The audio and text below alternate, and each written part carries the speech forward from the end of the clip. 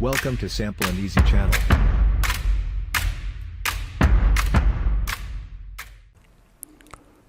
بسم الله الرحمن الرحيم. اهلا بكم في قناة Simple and Easy. النهاردة ان شاء الله هنعرف مع بعض ازاي نعمل اعدادات راوتر D-Link N300 او المعروف باسم D-Link DSL 224. دي صورة الراوتر والعلبة بتاعته. طبعا الراوتر بيقدم خاصية السرعة الفائقة VDSL2 او DSL2. السرعة بتوصل 30 ميجا او 40 ميجا او اكتر على حسب جودة الخط بتاعك. طبعا بعد ما وصلنا الراوتر ده السبليتر اللي بيقسم الخط اللي بيجي مع الراوتر. ده وظيفته اللي يسمح لك التليفون بتاعك يبقى شغال، التليفون الارضي يبقى شغال استقبال وارسال، وفي نفس الوقت انك تشغل خط التليفون على الراوتر بتاعك عشان تستقبل خدمة الانترنت. طيب اللي بيتوصل في الجزء ده خط التليفون الرئيسي اللي جاي من البوكسة بتاعت التليفون اللي في الشارع. هنا بيكون الكابل التاني بيجي مع الراوتر، بيوصل من هنا للراوتر، والكابل التاني هنا بيدخل في المخرج ده بيوصل للتليفون. طبعا مع اول استخدام لو انت عايز تشوف جودة الخط، عايز تشوف بالظبط السرعة واصلة كام بدون اي مشاكل، فممكن توصل على طول دايركت خط التليفون في الراوتر مباشر، مفيش اي مشكلة. احنا بس بنستخدم السبليتر في حالة لو انت حابب تستخدم التليفون، حابب تستخدم الراوتر، مفيش اي مشكلة. طبعا بتوصل الراوتر بتاعك بكابل نتورك في اللان، او بتوصله وايرلس، يكون الواي فاي شغال. هو الراوتر اول ما بيجي الواي فاي بيبقى شغال، مفيش اي مشكلة، عشان تقدر توصله على الكمبيوتر بتاعك وتبدأ في عملية الاعدادات بتاعته او الكونفيجريشن بتاعه. لو وصلناه عن طريق الواي فاي، نفتح شبكة الواي فاي من على الكمبيوتر بتاعنا، هنلاقي اسمها، ده اسم شبكة الواي فاي في الراوتر. طبعا بيكون فيه ستيكر على ظهر الراوتر مكتوب فيه الاعدادات الافتراضية باسم الراوتر والكلمة السر او الباسورد بتاعت الراوتر اللي جاي بيها من الشركة. طيب هو جاي عندي باسم الشبكة بتاعت الوايرلس بالاسم ده. هنكتب مع بعض كلمة السر برضو الموجودة على الراوتر.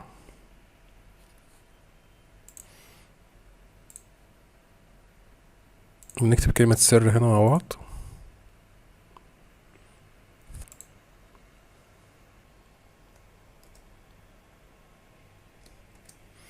نعمل نكست وبندخل مع بعض على اي بي الراوتر اللي هو 192.168.1.1. هيفتح لنا صفحة الراوتر بالشكل ده. هنكتب اليوزر نيم والباسورد الافتراضيين اللي جايين مع الراوتر.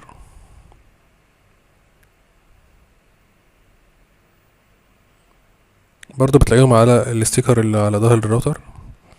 اليوزر نيم بيكون يوزر، والباسورد هتلاقيه مكتوب.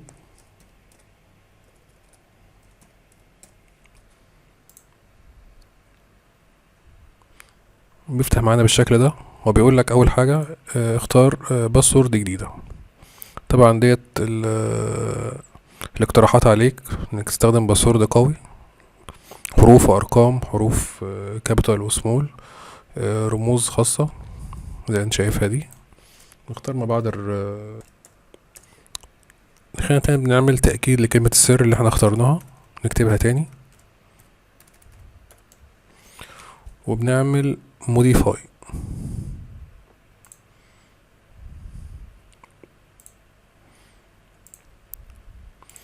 بيقول لك اختار كلمة سر جديدة للواي فاي غير كلمة السر الافتراضية، وبنعمل موديفاي.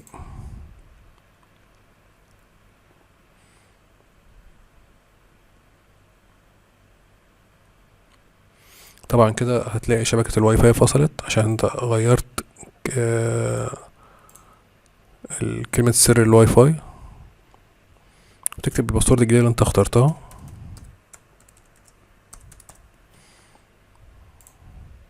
ونفتح بكلمة السر الجديدة اللي احنا اخترناها للراوتر.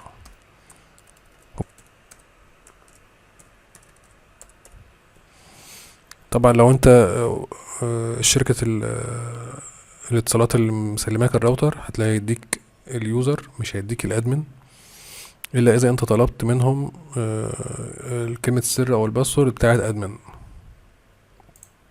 هنعرف دلوقتي ايه الفرق بين خصائص اليوزر وخصائص الادمن. احنا كده فتحنا صفحة الراوتر، كده خدمة الانترنت مش واصلة لسه في الراوتر. طيب في طريقتين. اول طريقة احنا ممكن نعمل سيت اب ويزارد، ده ال configuration السريع او السيت اب السريع لاعدادات الراوتر من هنا.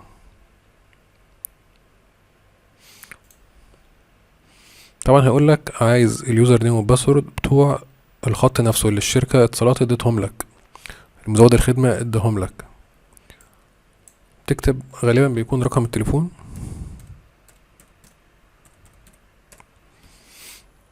وتحت كلمة السر اللي الشركة ادتها لك. دول اسمهم يوزر نيم والباسورد او اسم مستخدم وكلمة السر الخاصين بالخط، مش الخاصين بالراوتر. وبنعمل نكست. هنا بتقول له enable اللي هو شغل الوايرلس. طبعا هنا ال SSID هو يقصد بيها اسم شبكة الواي فاي او اسم شبكة الوايرلس او اسم الشبكة اللاسلكية، وليكن مثلا هوم. هنا انكريبشن بنختار التشفير بتاع الشبكة. طبعا من اقوى التشفيرات هنا بنختار WPA2AES، ده اقوى تشفير ممكن نختاره لحماية شبكة الواي فاي بتاعتنا. بري شيرد كي ده كلمة السر للواي فاي.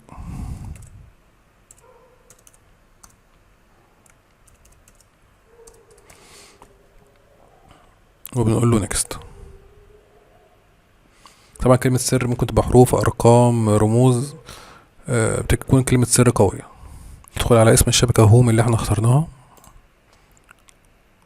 وهنكتب كلمة السر الواي فاي الجديدة اللي احنا غيرناها،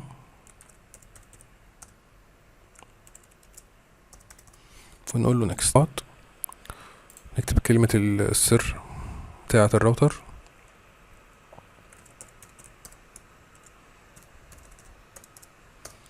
ونعمل لوجن. لو دخلنا مع بعض على ستيتس هنلاقي على ADSL درايفر من هنا هنلاقي الستاتس بتاعة اللاين شو تايم، يعني الخدمة شغالة والانترنت واصل مفيش اي مشكلة. هنشوف ال ADSL واصل ADSL عادي ولا VDSL2 من هنا. هنشوف الاب ستريم كام والداون ستريم كام، يعني الداونلود بتاعك كام والابلود كام. الخط عندي هنا قاري على 16 ميجا. تمام. طيب هندخل مع بعض نعمل اعدادات الواي فاي بتاعتنا. هندخل من هنا على وايرلس سيت اب، وايرلس بيزكس، وهندخل هنا مع بعض. طيب في هنا كذا حاجة المفروض نعرفها مع بعض دلوقتي. ازاي نختار الباند، يعني 2.4 جيجا هرتز، بي ولا جي ولا بي زائد جي ولا ان ولا جي ان. طبعا افضل حاجة مع التجربة، وانت لو جربت هتعرف، بتكون 2.4 جيجا هرتز ان. وده راجع لان 2.4 جيجا هرتز ان سرعة معدل نقل البيانات بيبقى اعلى، والامان فيها والسكيورتي اعلى من الاختيارات التانية. تمام. هنا اسم الشبكة لو عايز تغيرها تاني مفيش مشكلة، SSID هنختار ده مع بعض هون في الاول. هنا channel نمبر احنا بنختارها اوتو.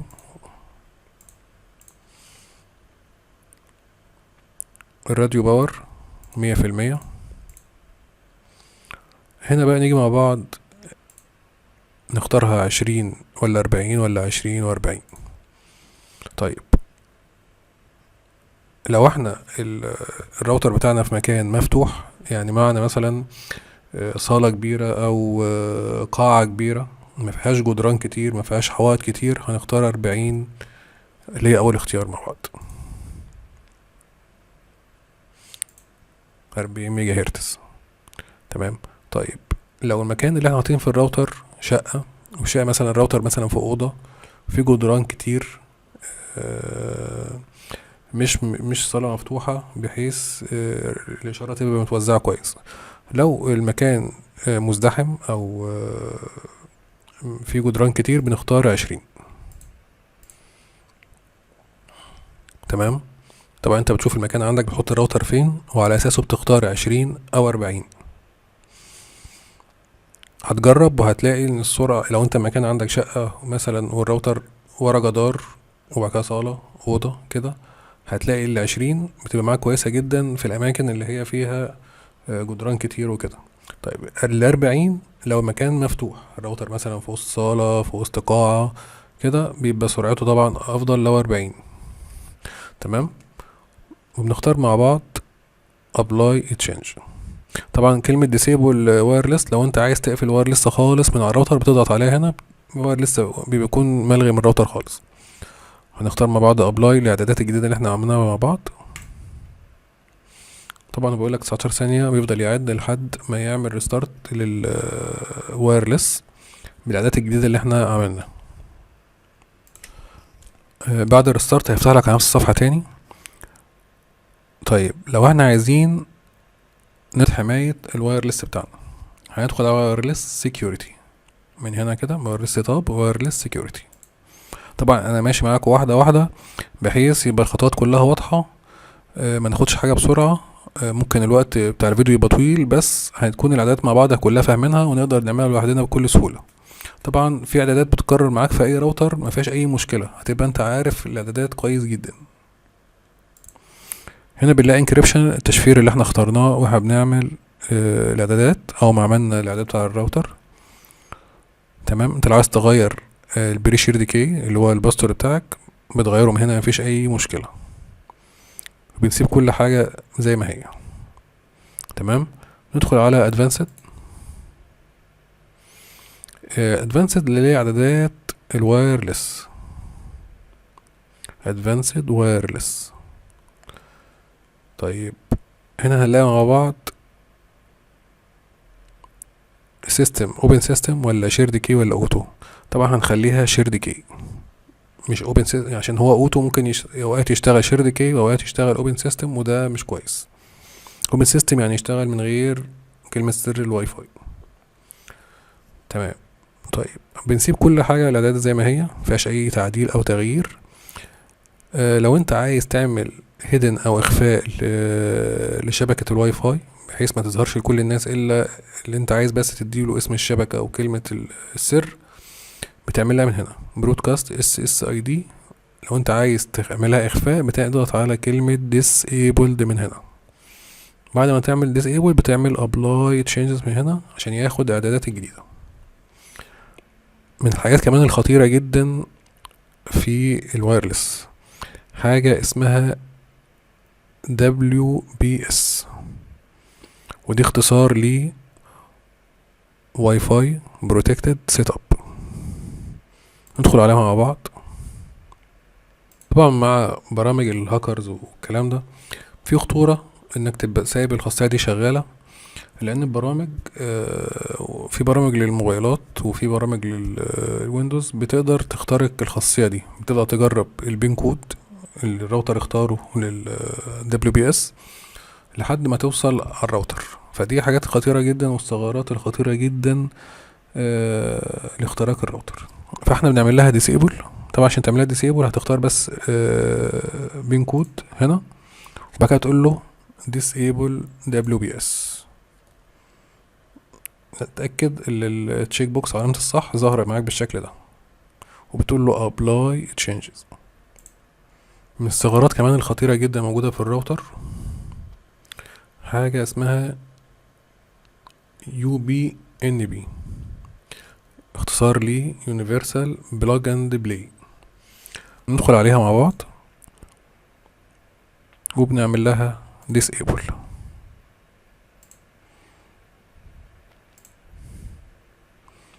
كده احنا قفلناها خالص، مفيهاش اي مشكلة. طيب ازاي اعمل ريستارت للراوتر؟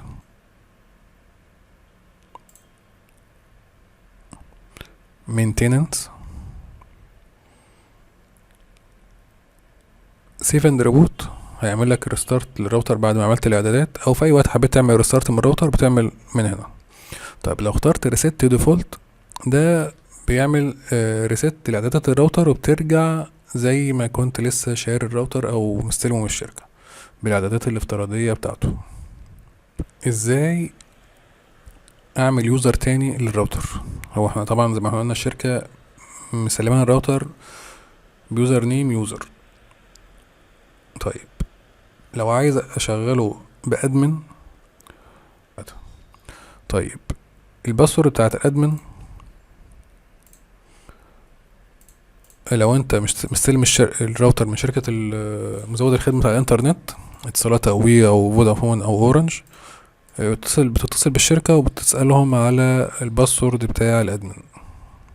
طبعا مش هقدر اقول الباسورد بالفيديو، بيبقى افتراضي ده غالبا لكل الخطوط، بس انت ممكن تتصل بالشركة وتعرف الباسورد ده، مفيش اي مشكلة. وبنعمل لوجن. طبعا احنا كنا ما دخلنا على مينتيننس ما لقيناش القائمة بتاعت باسورد، هنا زادت معانا لما فتحنا بالادمن. لو فتحنا الباسورد كده هنلاقي اليوزرات اللي موجودة حاليا على الراوتر ادمن ويوزر. لو عايزين نعمل يوزر جديد بنقول له مثلا يوزر مثلا محمد، وبنختاره يوزر ولا ادمن. لو يوزر بنختار يوزر، لو ادمن بنختار كلمة روت. تمام، بنقول له الباسورد اللي هنختاره له مثلا مع بعض، نعيده تاني للتأكيد، وبنقول له اد.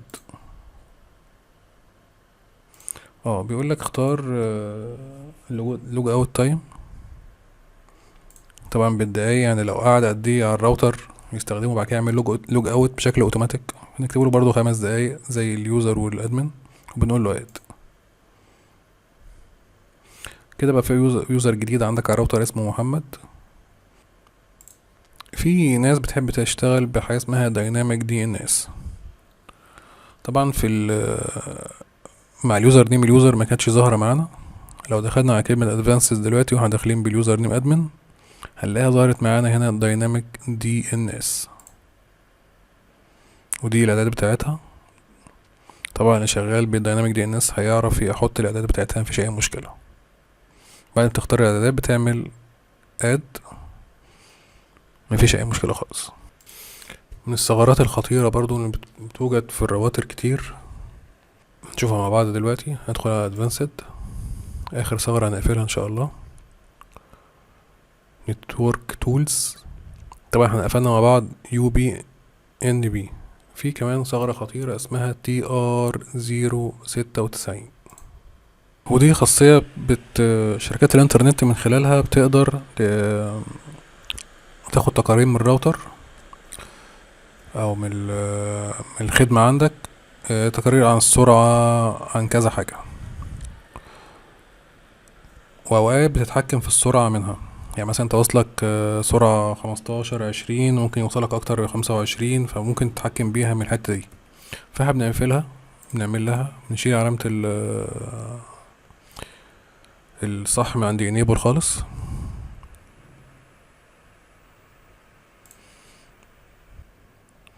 وبنعمل apply. طبعا بعد ما خلصنا الاعدادات نروح على المينتيننس وبنعمل سيف اند ريبوت للاعدادات اللي احنا عملناها للراوتر. بعد ما اول ما تضغط تلاقي الراوتر بتاعك فصل كل اللمبات ما عدا لمبة الباور، هياخد الاعدادات الجديدة ويبدأ يشتغل معاك بشكل طبيعي، مفيش اي مشكلة. طبعا في حاجة تانية، الاعدادات اليوزر نيم والباسورد بتوع الخط نفسه. احنا اتكلمنا على سيت اب ويزارد الاعدادات السريعة. في حاجة تانية انترنت سيت اب تشانل كونفيجريشن. طبعا لو احنا داخلين باليوزر كنا بنلاقي كل الحاجات دي مقفولة. طبعا هي مفتوحة معايا دلوقتي عشان احنا داخلين بادمن. طيب لو هتعمل اعدادات جديدة، لو انت بتختار لل ADSL بتختار channel type ATM، وتختار من هنا تكتب هنا 0، بتكتب هنا 35، هنا بتكتب اليوزر نيم الخط، هنا الباسورد، بتختار من هنا اللي تريبل بي او اي يوزر نيم والباسورد، مفيش اي مشكلة، وبتعمل اد. هو عشان متضاف عندي تمام. طبعا هو داون لان الراوتر واصل ADSL2 او VDSL. طيب لو هختار اعدادات ال VDSL بتختارها BTM تريبل بي او اي، ونختار IPv4 و IPv6، وبنكتب اليوزر نيم والباسورد بتاع الخط وبنعمل اد. لو عايزين نعرف مين اللي واصل حاليا بالواي فاي، بندخل على ستيتس هنا، ندخل على wireless clients، بنشوف عدد الأجهزة الواصلة عن طريق الواي فاي من هنا تمام.